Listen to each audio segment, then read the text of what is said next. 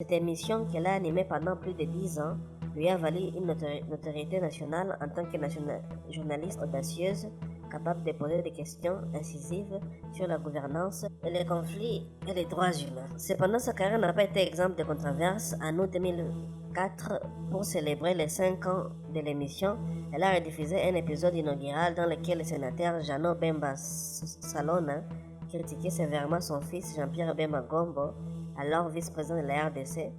Bemba père accusait son fils d'être une marionnette des Ougandais et d'avoir du sang sur les mains dans le cadre de la deuxième guerre du Congo 1998-2003.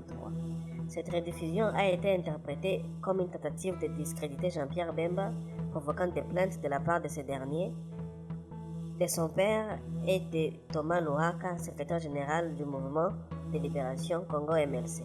Marie-Ange Bouchobeko a alors reçu 5 appels anonymes de menaces de mort en l'espace de 2 semaines et a été accusée de corruption. Elle s'est défendue publiquement, déclarant que son honneur avait été souillé et qu'elle se sentait en insécurité totale.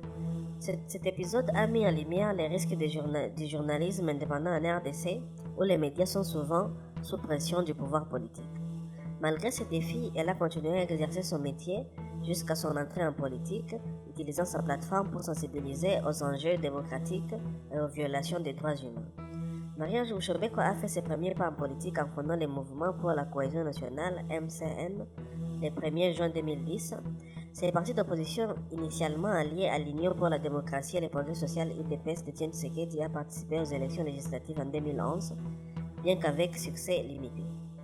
Réputée proche de Vital Kamerhe, figure influente d'opposition, elle signe l'accord du 18 octobre 2016 qui contraint le président Joseph Kabila a nommé un premier ministre issu de l'opposition, marquant une étape clé dans la transition politique.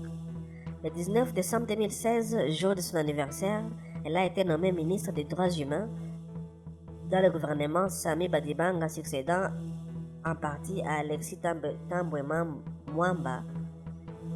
Elle a été reconduite à ce poste le 9 mai 2017 dans le gouvernement de Bruno Tshibala sous la présidence Joseph Kabila.